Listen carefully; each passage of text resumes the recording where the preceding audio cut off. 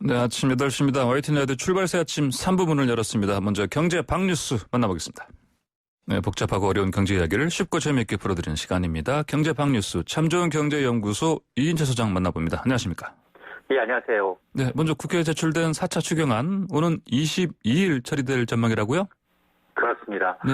민주당과 국민의힘이 오는 22일 이제 본회의를 열고 4차 추경안을 처리하기로 합의를 했습니다. 예. 이 일정대로만 되면 추석 연휴 전 재난지원금 지급은 차질이 없을 것으로 보이는데 마지막 남은 쟁점이 있습니다. 전 국민 통신비 2만 원 지원인데요. 예. 이 통신비 지원에 과연 9천억 원 이상을 쓰는 게 말이 되느냐. 차라리 모든 국민에게 독감 백신 무료 접종하자라는 게 국민의힘의 제안인데요. 그동안 민주당은 실현 불가능하다고 일축해 왔는데 그런데 민주당이 이 제안의 수용 가능성을 검토하겠다는 겁니다. 이 얘기는 이제 지금 기존에 무료 접종 대상자가 한 1,900만 명에다가 더해서 네. 유료 접종으로 준비하고 있는 1,000만 분에 대해서 무료 접종으로 추가할 수 있는지 여부를 살펴보겠다는 건데요. 여기에 필요한 재원이 약 1,000억 원대입니다. 다만 이제 전제 조건이 뭐냐? 원안대로 그대로 민주당은 이 통신비를 지급해달라는 겁니다. 야당이 한 발 양보하는 대신에 이 추경 처리를 좀 최대한 앞당기겠다는 게 민주당의 의도인데요. 국민의힘은 원칙적으로 이 통신비 지급에는 반대하면서도 여지는 열어놓았기 때문에 여야, 특히나 민주당과 국민의힘은 문제가 없어 보이지만 그런데 지금 정의당 등 다른 야당들이 그리고 경실련과 같은 이제 시민단체까지 통신비 지원에는 부정적이어서 네. 심사 과정에 상당한 진통이 있을 거로 예상이 됩니다. 네. 아시아나항공과 인수합병이 무산된 HDC 현대산업개발이 계약 해지에 따른 계약금 반환 소송 검토하고 있다고요? 지난 14일에 이제 산업은행은 이 HDC 현대산업개발의 아시아나항공 인수 계약이 최종적으로 무산됐다고 선언을 했습니다. 현대산업개발은 이 계약금으로 산업은행에 지불했던 2,500억 원을 되돌려달라고 이제 소송을 준비하고 있는데요. HDC는 이 매각 결렬 이후 입장문을 냈습니다. 어제 입장문을 내고 모든 책임은 금호산업과 채권단인 산업은행에 있다고 강력히 주장했는데요. 코로나19로 아시아나항공 가치가 예상치 못하게 대폭 가치가 추락했을 뿐 아니라 실사를 제대로 하지 못해서 회사 가치를 파악하지 못한 상태에서 계약금만 미리 줬다는 게 그 근거입니다. 네. 예상대로 2,500억 원의 이 계약금 반환 소송에 나설 것임을 예고하는 대목인데요. 이런 일련의 조치가 현대산업개발이 치열한 법정 공방을 앞두고 계약 해제 책임을 금호와 채권단으로 돌리기 위한 명분 쌓기가 아니냐라는 겁니다. 하지만 이 금호산업은행은 인수 무산의 책임이 HDC, 현대산업개발 측에 있다면서 입장을 고수하고 있기 때문에 앞으로 긴 법정 다툼이 불가피해 보입니다. 네, 오늘 말씀 고맙습니다. 네, 고맙습니다. 네, 지금까지 참 좋은 경제연구소의 이인철 소장이었습니다. 네. 코로나 사태 이후 최근 사회적 이목을 끄는 대형 음주운전 참사가 잇따르고 있습니다. 특히 음주 사망 사고의 처벌을 강화한 윤창호법이 시행되고 있음에도 불구하고요. 이런 사건이 이어지면서 안타까움 더하고 있습니다. 법적으로 보면은 어떤지 살펴보겠습니다. 교통사고 전문 정경일 변호사 전화로 연결돼 있습니다. 안녕하십니까? 네, 안녕하십니까? 네, 먼저 을왕리 음주 사고부터 짚어보죠. 네. 이번 사건 같은 경우에 음주운전 하다가 치킨 배달하던 50대 가장을 치어 숨지게 한 벤츠 운전자 이야기인데, 네. 딴 거보다도 어떻게 보면 이번 사건에서 가해자의 태도가 국민들의 공분을 일으키게 한 부분이 많이 큽니다. 네, 119부터 신고한 것도 아니고, 네. 예.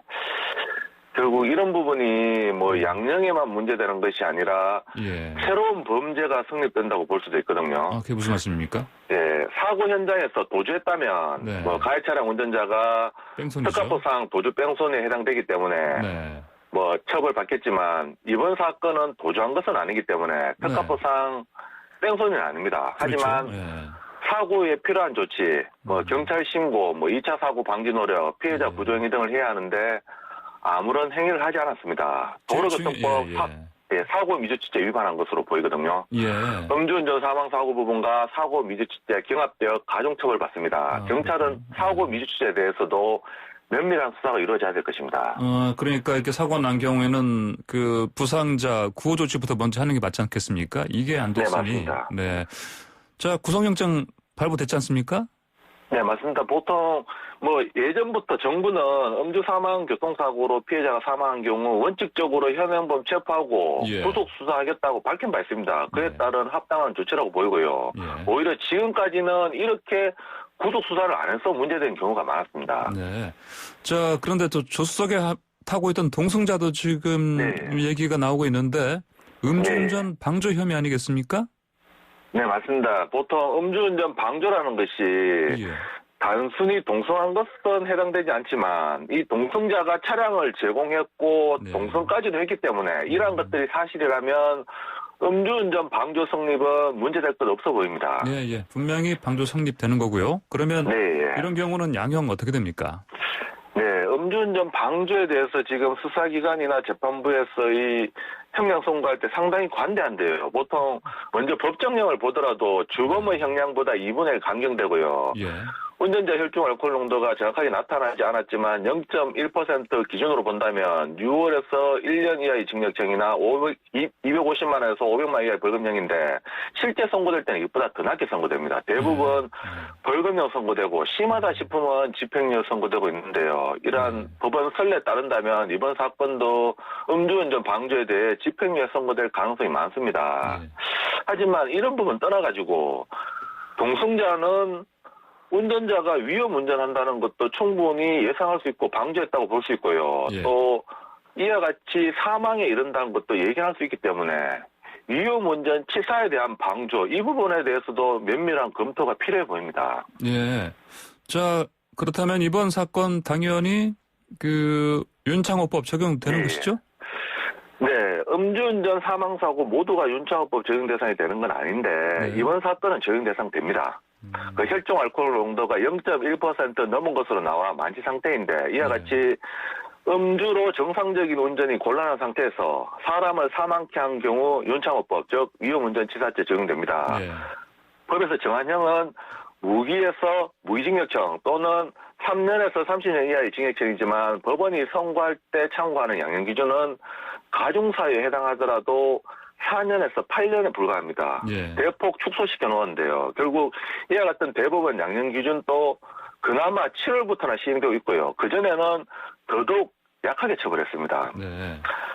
윤창호법 시행 전에는 합의하면 집행유예, 합의 못하면 실형 선고되더라도 2, 3년이 고작이었는데 윤창호법 시행 후에도 그다지 바뀌지 않았습니다. 사망사건 같은 경우에 실제 법원 선고형을 본다면 3년에서 4년 정도 선고됐고 합의한 경우 집행유예 선고된 경우도 많았습니다. 네, 그렇군요. 자, 그런데 또 다른 안타까운 또 사고가 있었습니다. 네. 낮술 마신 운전자 같은데요? 네, 맞습니다. 이 9월 6일, 그러니까 지난 6일 오후 3시 반쯤에 서울 서대문구 인근에서 만취 운전자가 음주운전을 하다가 가로등을 들이받았고 가로등이 6세 아이를 덮치면서 숨진 사건이 있었는데 코로나 때문에 엄마만 가게에 들어가고 아이는 기다리게 했다가 오히려 이런 어처구니 없는 사고가 났는데 가해 운전자는 현재 위험운전치사 혐의로 구속되어 있다고 합니다. 그런데 지금 말씀하신 것처럼 가로등을 들이받지 않습니까? 직접 친 게 아니고 이런 경우에도 윤창호법 적용할 수 있습니까? 네, 보통 운전자가 사람을 친 경우에 위험운전치사가 성립하는 건 당연하고요. 간접적으로 운전자가 가로등을 충격했다 하더라도 가로등이 쓰러지면 보행자를 사상에 이르게 한다는 것은 충분히 예견 가능하기 때문에 운전자는 사망에 대한 책임이 있습니다. 이건 살인에 대한 고의를 따지는 것이 아니기 때문에 사망에 대한 책임이 있고 직접 충격하지 않았다 하더라도 간접 충격한 것은 양형에 고려될 뿐 사망에 대한 유무죄 판단에는 아무런 영향이 없습니다. 이번 사건의 경우도 운전자가 만취된 상태에서 정상적인 운전이 곤란한 상태에서 교통사고 발생시키고 사람을 사망케 한 경우라 윤창호법 위험운전치사 해당됩니다. 네, 가로등을 쳤지만은 윤창호법 적용할 수 있다 이렇게 말씀하셨습니다. 오늘 잘 들었습니다. 감사합니다. 네, 감사합니다. 네, 지금까지 정경일 교통사고 전문 변호사 말씀 나눴습니다. 네, 사건을 통해 우리 사회를 들여다보는 사건 와이파일 시간입니다. 범죄의 모든 것을 해설해 주실 백기종 전 수사경찰서 강력계 팀장 나오셨습니다. 안녕하십니까? 네, 안녕하십니까? 네, 자, 사건에 숨겨진 인간의 심리를 낱낱이 분석해 주실 심리상담 전문가 이호성 교수 함께하십니다. 안녕하세요, 반갑습니다. 네, 예리한 카리스마, 부드러운 카리스마라고도 불리는 두 분과 함께 오늘도 이야기를 나눠볼 텐데요. 앞서 교통사고 전문 변호사와 이야기를 나눠봤습니다만 코로나 사태 이후 이 음주운전 단속 쉽지 않을 것이다 라는 잘못된 생각이 퍼져서 그런지 이 음주운전이 늘고 있습니다. 그렇죠? 윤창호법 이게 그야말로 무색한 상황인데요. 네. 요즘 진짜 늘고 있는 거죠. 음주운전. 네, 사실 증가하고 있는데요. 지금 여러 가지 통계가 있는데 경찰청 통계를 보면 이제 먼저 말씀을 드릴 게 있어요. 사실 작년 대비 올해 이제 6월 달, 그러니까 정확하게 말씀드리면 5월까지인데 이게 지금 그 음주운전 교통사고가 무려 14% 정도 늘어나고 있습니다. 14%? 네, 14% 정도인데, 한 가지 이제 그 조금 흥미로운 통계가 있어요. 사실 음주운전 사고로 매일 한 명씩이 사망을 합니다. 그러니까 매일 한 명씩 사망을 하고요. 그다음에 교통사고로 사망하는 경우는 1년에 보통 한 3,400건 정도 되거든요. 그럼 하루에 10명 정도, 10명 이상씩이 교통사고로 사망을 하고 매일 한 명씩이 음주운전 교통사고로 사망을 하는 통계가 이제 정확한 데이터가 있거든요.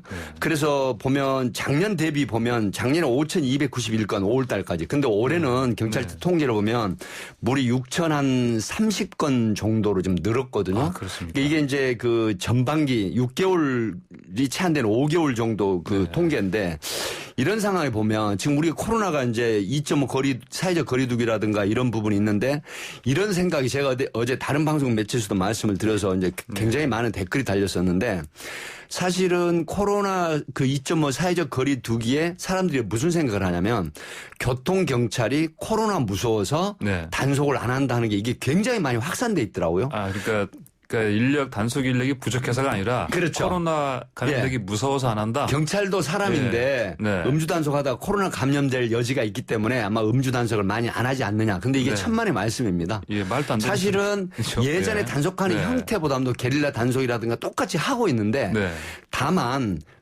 지금은 이제 비접촉식 감지기라 그래가지고 이게 이제 이걸로 지금 단속을 하고 있거든요. 그래서 이제 그런 부분들이 음주 측정 잘 안 돼. 아마 이런 그 해이한 생각을 하고 계신 것 같은데 사실상 이게 단속을 해서 이 음주 단속이 늘어나고 있다는 부분은 이게 이제 움직일 수 없는 사실이기 때문에 혹여라도 앞으로도 코로나 때문에 음주 단속을 하지 않는다, 줄어들었다 이런 것 때문에 음주운전 하시면 안 될 것 같습니다. 그러니까 이제 그 말씀하신 것처럼 예전에는 그 교통경찰이 직접 이렇게 그렇습니다. 컵을 입에 대고 대거나 이제 이렇게 했었죠.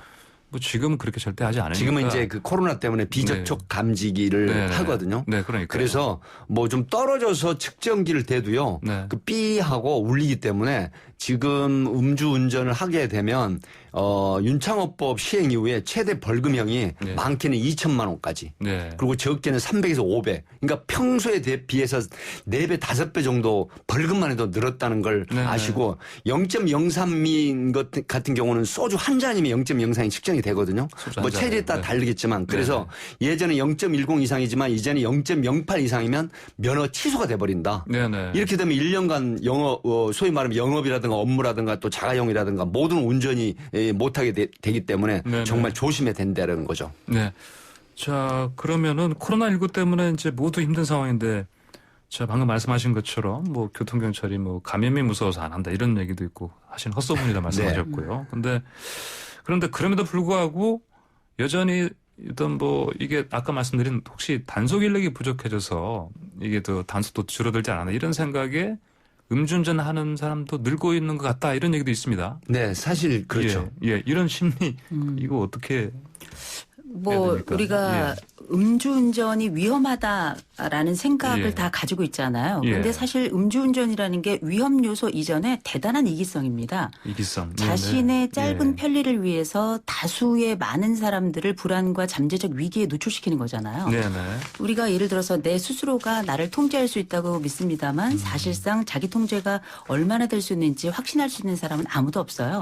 근데 첫 번째로는 자기 자만 속에 있는 거고 두 번째로는 아주 극단의 이기성이 있는 거고 그리고 보통 이렇게 음주운전을 하는 분들이 안 걸리면 이걸 굉장히 쾌감으로 느끼는 분들도 계시고 때로는 마치 무슨 본인이 가지고 있는 뭐 포획물을 얻은 것처럼 그렇게 외부에 나가서 자랑을 하는 분들도 계시더라고요. 뭔가 성과를 이룬 것처럼요. 그렇죠. 근데 과거에는 그런 얘기들이 나오거나 그러면 같이 뭐 웃거나 이런 경우도 있었습니다만 요즘은 다들 그 앞에서도 웃지 않는 게 지금 문화거든요. 예, 예. 사실 우리가 범죄를 꿈꾸는 사람은 없을 거예요. 거의 없을 겁니다. 네. 음주운전을 나는 꼭 음주운전을 할 거야 이런 사람도 당연히 없을 거예요. 누구나 다 우연일 수 있어요. 그러나 이 우연이라는 게 팀장님 말씀하셨던 것처럼 지금 뭐 0.08로 내려갔다.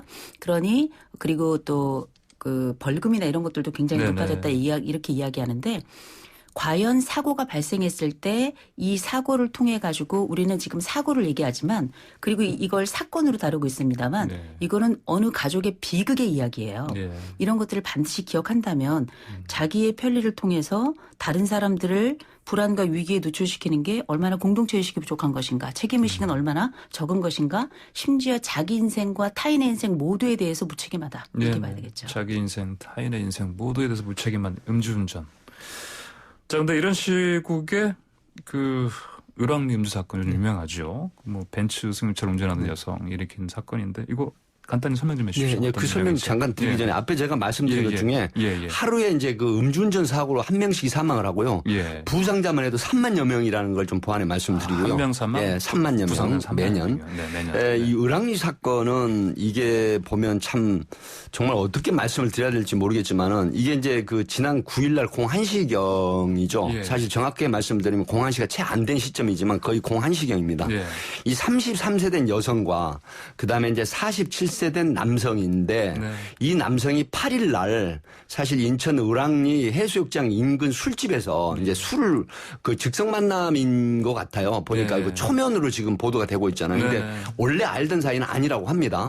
그런데 거기에서 이제 어떤 즉석 만남인 경우로 보이는데 이렇게 만나서 술을 먹게 됩니다. 근데 여기에 코로나가 등장을 합니다.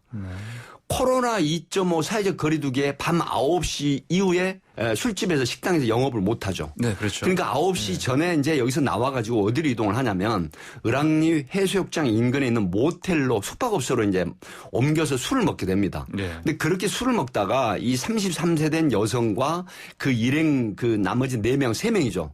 3명 중에 이제 한 분하고 말다툼이 돼요. 그래서 이제 집으로 나 화가 나니까 가겠다라고 하면 그냥 보내드렸으면 문제가 없었어요. 근데 이 회사원인 47세 된 남성이 그럼 내가 집에 바래다 줄게라고 해서 이제 나와가지고 차 문을 열어줍니다. 그러니까 이 여성 33세 된 여성이 이제 운전석에 앉았는데 아마 그 이후에 보도된 걸 보거나 이제 후문을 들어보면 내가 술을 더 먹었으니까 네가 운전해라 라고 하는 부분이 있다라고 해요. 그래서 이 여성이 이렇게 주장을 하고 있고요. 그래서 그냥 운전을 하고 그다음에 동승을 하죠, 남성이. 근데 을왕리 해수욕장 저도 거기를 몇 번 가봤는데 그게 이제 편도 2차선 도로란 말이죠. 그래서 새벽 1시가 다 돼서 100m쯤 가는데 술이 상당히 만취된 상태예요. 왜냐하면 면허 취소 수치이기 때문에. 그렇다고 하면 인지 능력이라든가 이런 부분이 떨어지고 특히 새벽 1시 같은 경우에는 시야가 흐리단 말이죠. 그런데 가슴 아픈 사연이 알려졌죠. 자, 코로나 때문에 직원을 내보내고 54세 된 남성이 이제 마지막 배달을 그래가지고 치킨을 배달하러 오토바이를 타고 가는데 그때 중앙선을 넘어서 정상적으로 운행하는 오토바이 54세 된 남성이 운전하는 치킨집 사장을 추돌을 해버립니다. 근데 현장에서 이제 전도된다라고 하는데 보통 현장에서 쓰러져 가지고 의식을 잃은 상태가 되는데 너무나 어처구니 없는 일이 참고인 조사에서도 보였죠. 어떤 거냐. 동승한 남성이 변호사한테 전화를 하고 그러니까 사고가 나면 피해자 의식이 없는 분을 119나 112를 신고를 해서 빨리 이송 조치를 해서 생명을 살려야 되잖아요. 근데 구호 조치하지 할 생각은 안 하고 변호사한테 전화를 해서 전화를 하고 그다음에 또 바꿔주기까지 합니다. 그 피해자는 쓰러져서 의식이 없는 상태인데 119나 112를 먼저 신고하는 게 아니라 그래놓고 나 음주운전했다. 내가 운전한 건 맞다. 이런 식으로 변호사하고 상담을 해요. 이런 부분이 참고인 조사에서 드러났는데 이렇게 해서 이제 나중에 신고가 되어 출동을 했는데 이분은 이미 사망을 해버린 거죠. 이게 왜 알려졌어요? 자, 따님이 국민청원에도 올려가지고 이제 이게 아주 엄청난 그런 파급이 일어나 버립니다. 부드러운 카리스마께서 지금 굉장히 화가 나셨습니다. 자, 우리 이제 예리한 카리스마 이 교수님께서는 지금 이게 무슨 심리입니까? 이게 눈앞에 피해자 있는데 변호사 사는 거. 무슨 심리가 아니라 이게 무슨 짓인가요? 무슨 짓인가요? 이게 무슨 짓이에요? 역시 예리한 카리스마 화나셨습니다. 가장이 무너져 내리고 그 딸이 청원을 올리고 그 가족이 안고 갈 그 엄청난 비극 앞에서 우리가 봐야 될 것들이 실수가 아니고요. 이미 술을 2번에 걸쳐서 마시고 그리고 그 새벽 시간에 서로 해설 안 될 그 음주운전을 통해서 그 사건의 결과가 벌어진 거 아니에요. 네네. 근데 나중에 봤더니 변호사를 먼저 찾았다는 거 아니에요. 예. 변호사를 찾았다는 얘기는 제가 볼 때는 이건 미국 드라마 CSI를 너무 많이 본 게 아닌가 이런 생각이 들었고요. 네네. 개인 변호사가 있는 모양이에요. 그분은. 네. 한국에서 사실 아는 변호사가 있을 수 있어도 개인 변호사가 있는 경우는 많지 않은데 네. 뭐 바로 전화를 해가지고 도움을 청할 변호사가 있었던 모양이죠. 네. 근데 우리가 자기 보호를 위해서 사람이 먼저 움직이게끔 되어 있어요. 예. 그게 이상하진 않을 겁니다. 그런데 그 자기 보호는 응급하거나 위급한 상황이 발생했을 때 우리가 흔히 중요도가 있을 때가 있고 예. 그다음에 시간적인 이 속도를 좀 봐야 될 때가 있는데 사실 이건 시간적인 속도를 통해서 생명의 그 살고 죽음 이 부분을 좀 살펴봐야 될 부분이거든요. 그런데 변호사에게 먼저 전화를 했다? 저는 정말 너무 놀랐고요. 더군다나 지금 그 가해를 했다고 판단이 되는 그분의 영상을 저도 봤는데 검찰 조사를 받고 이렇게 나오는 과정에 보니까 그냥 정말 저는 무슨 살이 안 보이는 삼각김밥인 줄 알았어요. 꽁꽁 싸매고 나왔더라고요. 네, 네. 물론 부끄러울 겁니다. 예, 부끄러울 거고요. 부끄러워야 하고요. 그리고 이게 남은 자로서 특별히 심각한 한 가족이 가해를 한 자로서 어떻게 이 사죄를 하겠어요, 이 사람이. 네. 분명한 건 그렇게 변호사도 빠르게 구할 수 있고 연락을 해서 그렇게 해서 할 정도면 이후에 결과가 어떻게 나올지 모르겠습니다만 아마 국민들이 지켜보고 있을 겁니다. 이렇게 한 가족이 무참하게 무너지고 있는 이 사정, 더군다나 가장으로서 오토바이를 타고 그 새벽 시간에 치킨 배달하는 그 가장의 심정을 모두 다 지금 가지고 있거든요. 지켜봐야 될 것 같습니다. 네네. 자, 뭐 이런 사고 막기 위해서 이제 처벌 강화하는 거가 이제 윤창호법 아닙니까? 근데 그럼에도 불구하고 지금 어떤 사회 인식이 부족한 거 아닌가? 예. 네, 사실 이 사회적 인식이 굉장히 부족합니다. 윤창호 그 상병이었죠. 그러니까 이 윤창호 상병이 22세대인데 사실 이게 2018년 9월 25일에 발생을 해요. 제가 굉장히 많은 얘기를 해서 기억을 똑똑히 하고 있는데 22세인데 사실 서울에 있는 고려대학교 3학년 재학을 하다가 군에를 입대를 했잖아요. 그러니까 이제 카투사 근무를 하다가 휴가를 나왔어요. 그래서 부산 해운대군 미포 오거리 그 앞에서 이제 친구랑 둘이 새벽 2시에 볼일을 마치고 집으로 돌아가기 서 있는데 BMW를 운전하는 만취 운전자가 이게 이제 그 0.118이면요. 소주 4병 이상 마신 주량이거든요. 이렇게 마시고 여자친구를 옆에 태우고 그리고 이제 그대로 돌진을 해서 현장에서 이 추돌을 하는 바람에 이제 얼마 뒤에 뇌사 상태 빠져 있다가 이제 사망을 했잖아요. 그런 이후에 윤창호법이 발의돼 가지고 지금은 예를 들어 가지고 이 음주, 위험운전 치사상 같은 경우는 무기징역형까지 이제 처하게 되잖아요. 이런 부분들이 있음에도 불구하고 사회적 인식이 떨어지냐면 내가 이런 사고를 낼 상황이 아니다. 그럴 일은 없을 것이다. 그리고 또 내가 그런 피해를 당할 일이 없을 것이다. 이렇게 인식을 해요. 근데 우리가 보통 어떤 게 있습니까? 뉴스를 보다가 저 사람 참 안 됐다. 저런 일이 있어라고 하는데 어느 순간 내가 그 주인공이 되는 경우가 있어요. 그래서 음주운전의 인식이라는 건 굉장히 강화돼야 되고 또 사회적인 어떤 공동체 의식에 있어서 음주운전으로 인한 사망사고는 엄청난 그런 후유증을 주지 않습니까? 이런 부분이 있는데 이번에도 무슨 일이 있었어요. 지난 6일 날 일요일이죠. 오후 3시 30분에 이것도 코로나와 관련된 거예요. 30대 엄마가 두 아이의 엄마인데 아이를 데리고 와서 햄버거 가게에서 햄버거를 사러 들어가는데 안에 사람들이 있으니까 혹시 코로나 관련해서 감염이 될까 봐 6세 아이를 문 앞에 잠깐 대기를 시킵니다. 엄마 금방 햄버거 사가지고 올게. 그러니까 이 아이가 서 있어요. 아무런 죄가 없죠. 근데 50대 남성이 일요일 날 낮술을 엄청나게 먹고 운전을 해서 가로등을 들이받는데 가로등이 쓰러지면서 그 아이를 덮쳐버립니다. 그래서 이 아이가 병원에 이송을 했지만 사망을 해버리거든요. 자, 이런 부분들 나는 음주를 해서 운전을 하면 별일 없다고 생각하는데 결국 결과적으로 엄청난 그런 어떤 일이 발생을 하거든요. 이런 여러 가지 사례 시간이 없어서 다 말씀 못 드리지만 이런 부분들이 결국은 인식을 강하게 하셔가지고 음주하면 절대 운전대 잡지 말자. 그러니까 지금 길어봐야 2만 원, 적으면 15,000원이면 우리 대리운전 부르지 않습니까? 2만 원에 갈 걸 수억 10억이 깨지고 참 시쳇말로 깨진다는 표현 죄송합니다만은 네. 그리고 구속되고 또 벌금을 뭐 1,000만 원, 2,000만 원씩 물게 되는 이런 형태. 정말 이거 하지 말고 풍비박산이라는 얘기가 있죠. 예, 예. 풍비박산. 자, 시간이 좀 얼마 안 남았어요. 네. 이호성 교수님도 간단하게 좀 예.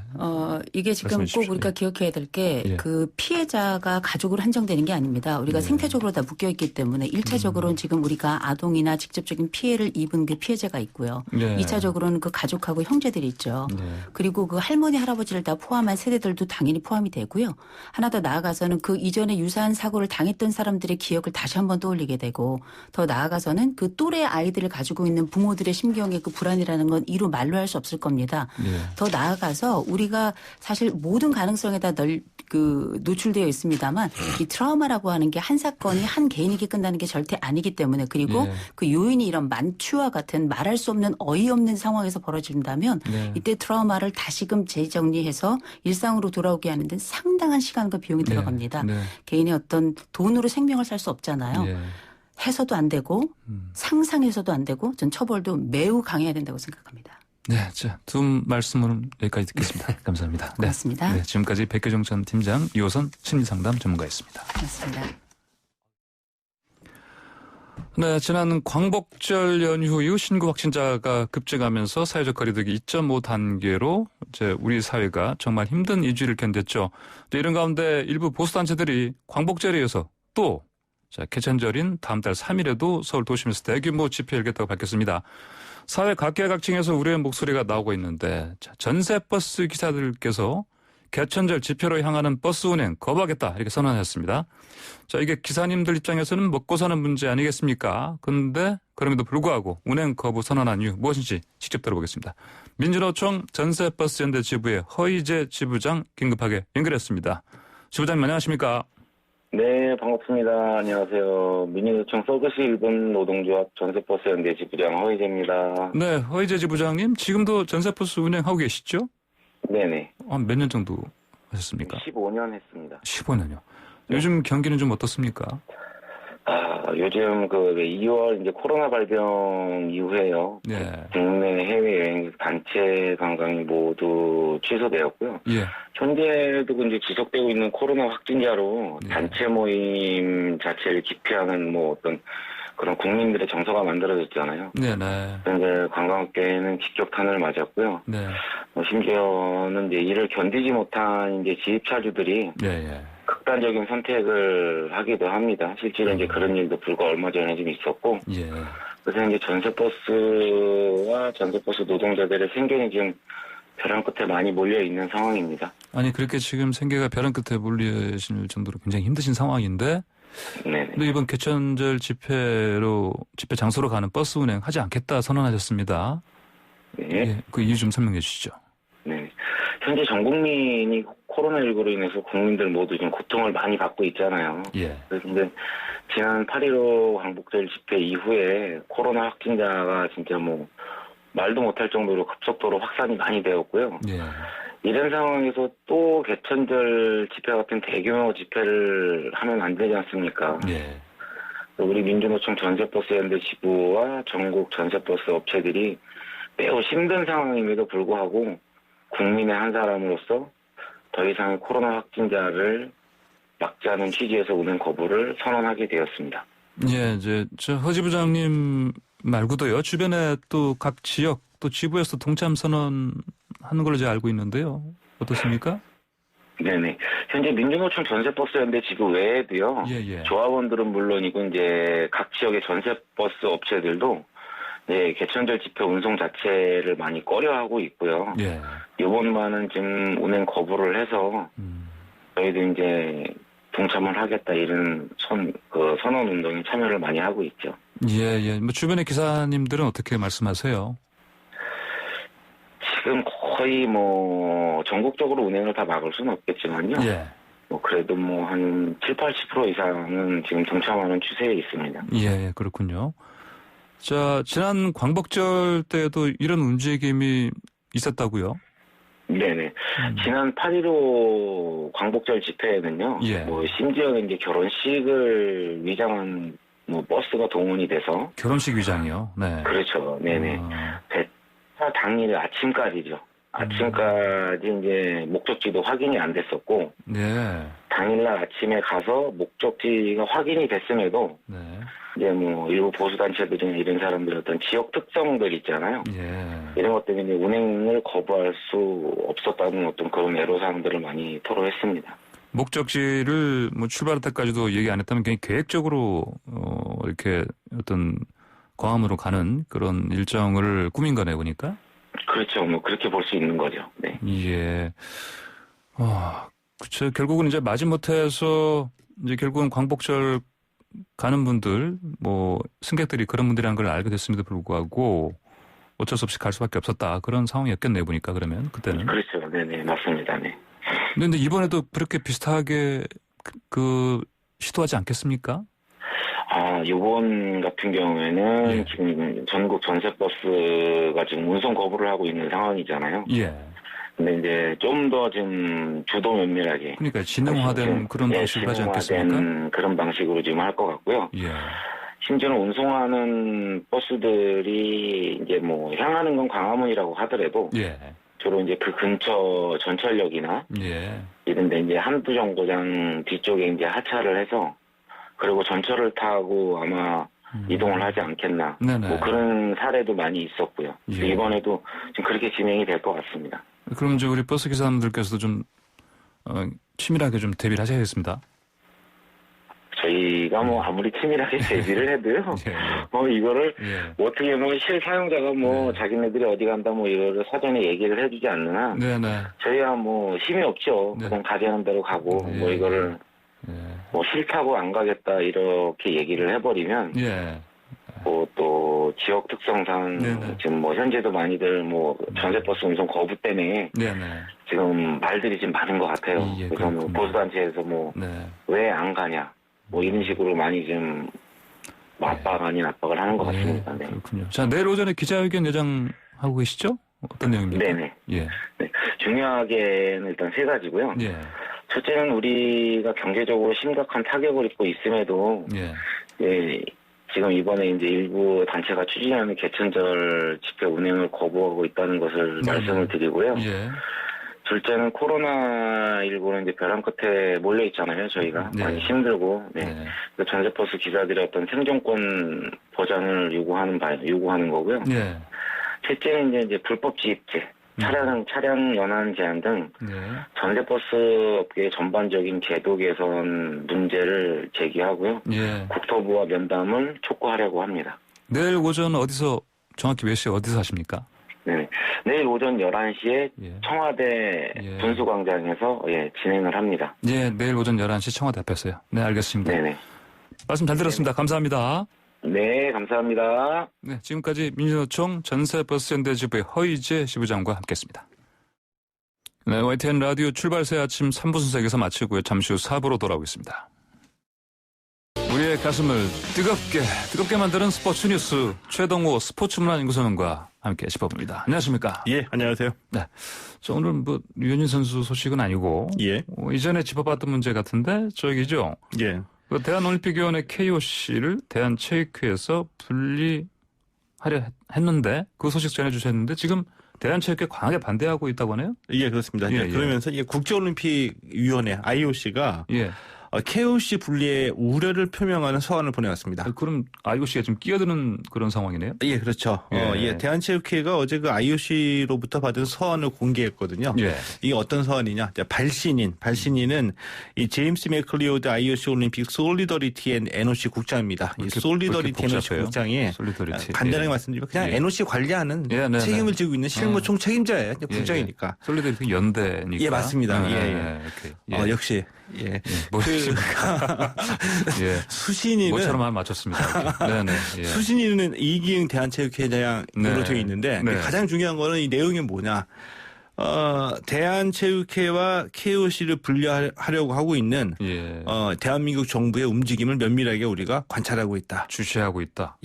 그러면서 지난 그 8월 31일에 대한체육회 대의원들이 분리에 반대한다는 결의안을 발표했었거든요. 우리는 이 결의안을 지지한다. 대한민국 정부는 체육회하고 긴밀하게 협력할 것을 요청한다. 이런 내용이었습니다. 심지어 지지한다고요? 이거는 강한 강한 표명인데요. 그렇죠. 예. 그러니까 정확하게 말씀을 드리면 KOC 그 국가별 올림픽위원회의 한국 지부 성격을 갖고 있는 대한올림픽위원회를 건드리지 말아라. 네. 우리가 지켜보고 있다. 이런 뜻입니다, 사실은. 근데 왜 이런 서한이 왔냐 하면은 IOC에는 올림픽 헌장이 있습니다. 네. 올림픽 헌장이 올림픽의 운영, 그 IOC의 운영에 관한 기본적인 헌법과 마찬가지거든요. 네네. 이 올림픽 헌장에 7개의 기본 원칙이 있는데 그중에 이제 5번째가 스포츠 단체의 정치적인 중립입니다. 예, 그건 정말 너무 당연한 그렇죠. 거 아니겠습니까? 그리고 요걸 좀 더 이제 구체적으로 올림픽 헌장 27조 6항에다가 국가올림픽위원회는 올림픽 헌장 이행을 방해하는 정치적, 법적, 종교적, 경제적 압력에 저항한다. 라고 되어 있습니다. 표면적으로는 정치의 개입을 거부한다. 이 얘기죠. 네.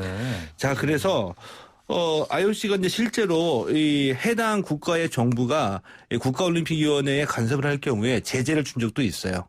대표적으로 2010년에 쿠웨이트 정부가 쿠웨이트 올림픽위원회에 영향력을 행사하고 있다. 네. 스포츠의 독립성이 심각하게 침해가 되고 있다라고 판단해가지고 쿠웨이트는 올림픽에 나오지 말아라. IOC가 주최하는 모든 행사, 대회에 쿠웨이트는 나올 수 없다라고 제재를 준 적도 있고요. 아마도 뭐 이런 사안이 왜 왔을까? 이것은 대한체육회가 요청하지 않았을까? 그러니까 지금 한국 내 상황에서 KOC 분류와 관련해서 정부의 압박을 받고 있기 때문에 우리를 지지하는 이 스포츠 단체의 독립성을 보존할 수 있는 이것을 지지하는 서한을 좀 보내달라고 요청하지 않았을까? 이것은 이제 정부에 대한 무언의 거부 표시라고 압력 표시라고 볼 수도 있겠죠. 그러면 지금은 아직 추정 단계죠, 이렇게? 그렇습니다. 추진하고 있습니다. 자, 도대체 KOC 분류가 어떤 의미가 있길래 이렇게 대한체육회와 정부가 갈등 상황까지 빚고 있는 겁니까? IOC까지 개입하는 결과가 지금 나온 거잖아요. 예, 그렇죠. 지난번에 잠깐 말씀드렸던 것처럼 뭐 분리냐 통합이냐 이 얘기보다는 사실 그 본질은 다른 데 있다고 볼 수가 있거든요. 본질은 다른 데 있다. 일단 왜냐하면은 우리의 역사를 보더라도 이 통합으로 출발했다가 분리됐다가 다시 통합이 됐습니다. 네, 왔다 갔다 했죠. 그리고 미국과 일본은 KOC, 그러니까 이 NOC와 해당 그 체육회가 분리가 돼 있고, 독일과 프랑스는 통합이 되어 있거든요. 이런 거 보면은 분리냐 통합이냐 이 자체보다는 운영의 명가 더 중요합니다. 그런데 왜 이렇게 분리를 하려고 하느냐? 사실 이유가 다른 데 있는데, 좀 더 본질적인 문제는 바로 이기흥 대한체육회장의 거취 문제가 KOC 분리의 본질적인 문제이고 노리는 목적이다라고 또 볼 수도 있겠죠. 네, 이기흥 대한체육회장의 거취 문제다. 그러면 이 부분이 도대체 그동안 혹시 논란을 빚은 적이 있었습니까? 그렇죠. 그거 뭐냐면은 이기흥 대한체육회장은 이 체육회장으로서의 업무 수행에 관한 평가는 사안마다 또는 주관적일 수도 있기 때문에 다를 수는 있다라고 봅니다. 그러나 이 대한체육회장 취임 이후 여러 차례 논란을 빚어왔기 때문에 과연 이 대한체육회장으로서의 자격이 있는지 능력이 있는지 의심을 받아온 것은 사실이거든요. 그러니까 대표적으로 보면 2018년 평창 동계올림픽에서 갑질 논란이 있었고요. 평창 동계올림픽 폐막 직후에 조재범 코치 성폭력 사건이 발생을 했죠. 그리고 2018년 국정감사에서 이기흥 회장의 그 측근 정실 인사, 보훈 인사 그리고 규정 위반 등등이 상당한 논란을 빚기도 했습니다. 그리고 최근까지 이 최숙현 선수 사건까지 발생했었죠. 이 사건 때마다 대한체육회장으로서 이 사퇴 수습이나 이 해결책을 제시하지 못하는 이런 모습을 보여줬었죠. 때문에 이 관리 감독의 의미가 있는 이 문체부에서 이제 자꾸 개입을 하게 되는 거죠. 대표적으로 대한체육회 1년 예산이 4천억 원이거든요. 4천억 원이요?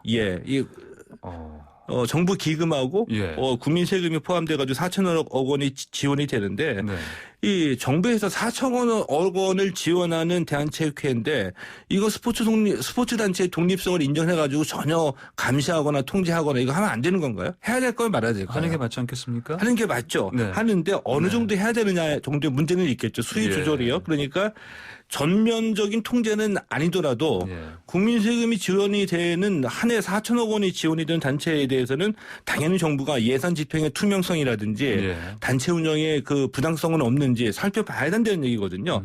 그런데 문제는 이기흥 회장이 취임한 직후서부터 대한체육회가 전혀 감시 통제가 안 된다는 얘기예요. 감시 통제가 안 된다고요? 예. 이게 무슨 얘기입니까? 대표적으로 지난달 29일에 문체부가 철인 3종 경기 선수, 그러니까 최숙현 선수를 얘기를 하거든요. 최숙현 선수 가혹행위 사건 조사 결과를 발표를 했습니다.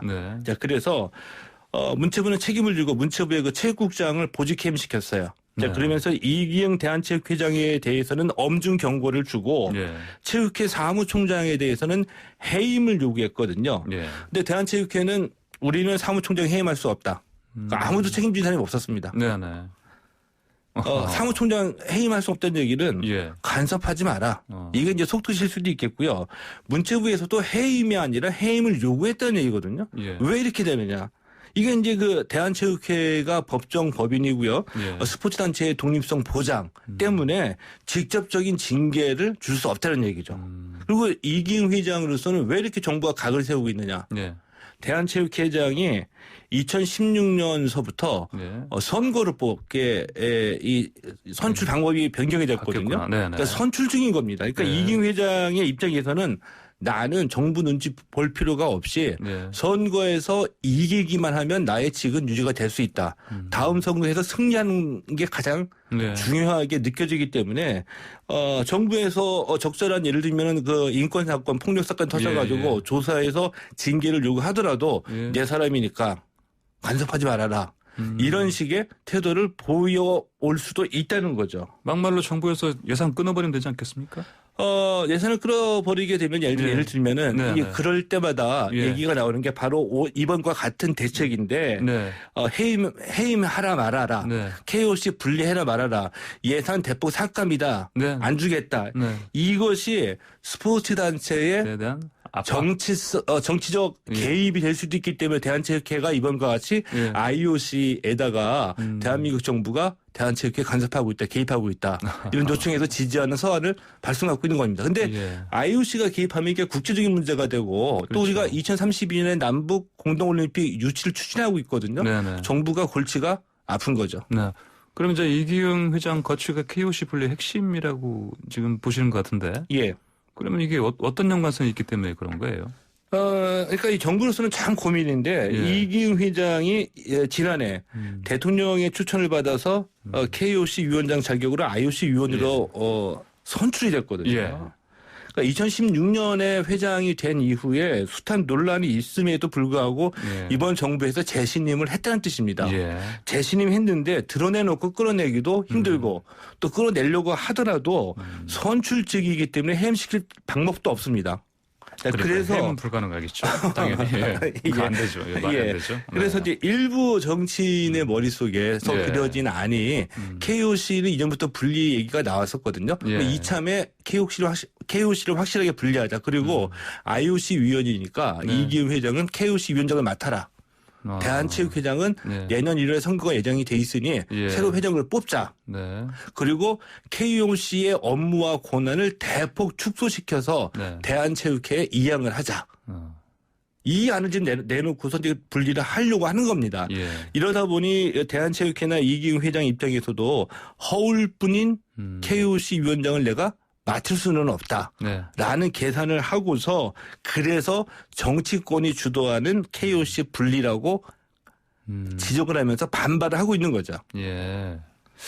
자, 그러면 좀 시간이 좀 얼마 안 남았는데 짧게요. 자, 근본적인 질문입니다. 스포츠가 정치와 분리돼야 합니까? 분리될 수 있습니까? 이건 순진한 발상이라고 저는 보고요.